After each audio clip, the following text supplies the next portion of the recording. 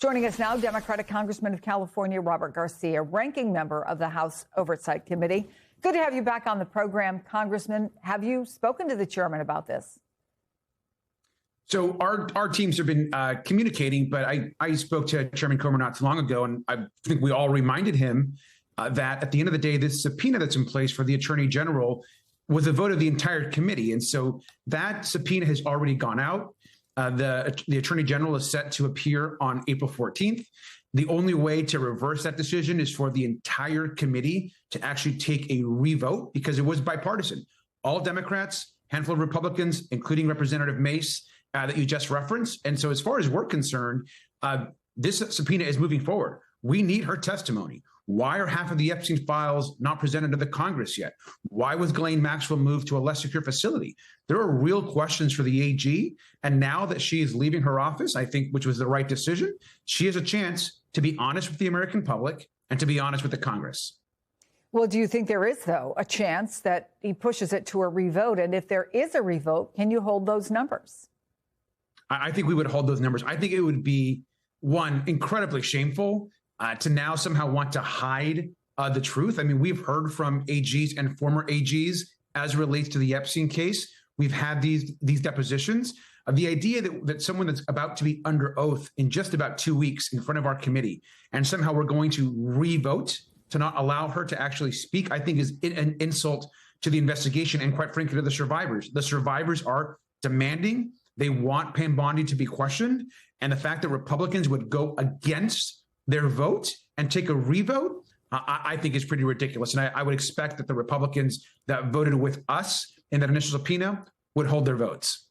We have seen, though, Congressman, and you well know this, that Pam Bondi can be combative when giving public testimony before Congress. So let's say she does appear. Do you have a real hope that, first of all, she might have a different approach, given she's no longer working for the Trump administration, and that you would learn something substantive from her? I mean, of course, that would be our hope. Look, I think obviously the AG, we've seen her in other hearings. This would be her first hearing, though, exclusively on the Epstein investigation. I think that's something the American public and the survivors are demanding, but deserve. As it relates to her testimony, she has a real opportunity now. She's not going to be working for the president here very soon. So she has a real opportunity to do right by the survivors, to be honest, to give the full truth under oath, and perhaps we can gain some information. I mean, look, there's been a cover-up happening at the White House as it relates to the Epstein files. Well, now is her chance for the truth. Now is her chance to actually uplift and support the stories of the survivors. And so that's going to be on her. But we've got some real questions and tough questions prepared for her. And of course, this is all in about 2 weeks. April 14th is the date. So we expect her to come in.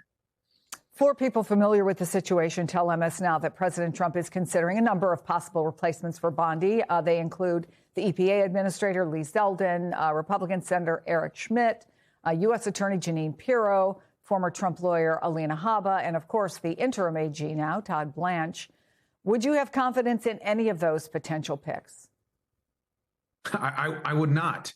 And for a couple of reasons. I mean, one, let's not forget who the president is. The president is the one that has weaponized the Department of Justice.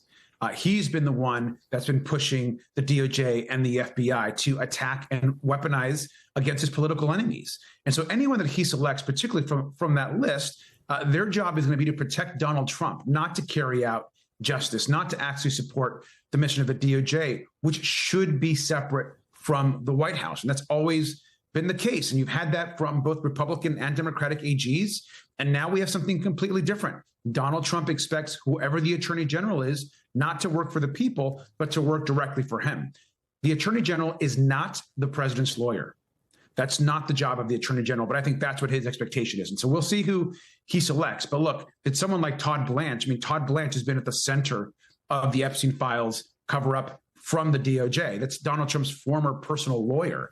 And so what you see on that list is a lot of people that are loyal to Donald Trump. I want to ask you before you go about what's unfolding in Iran right now, where, of course, there is a search operation underway for the one crew member of the downed U.S. fighter jet in Iran who has not yet been recovered. And obviously, our major concern right now is for him. It's for the very highly trained professionals who are working to rescue him.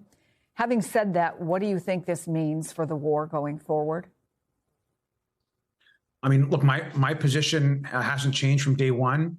We're in a war with no clear mission, no clear objective, and no clear outcome. I think it's a shame what's happening. Obviously, we're all of our thoughts right now and our prayers are with the families and everyone that's being impacted. But at the end of the day, Donald Trump should be focused on affordability, focused on lowering the cost of gas, lowering the cost of groceries, which are going through the roof. But we're seeing across this country, healthcare costs go up, gas costs go up, groceries are not coming down, and now we're well. In then, can I ask you? Do you worry, Congressman, that this could extend the war, and by extension, the economic problems that have occurred as a result of it?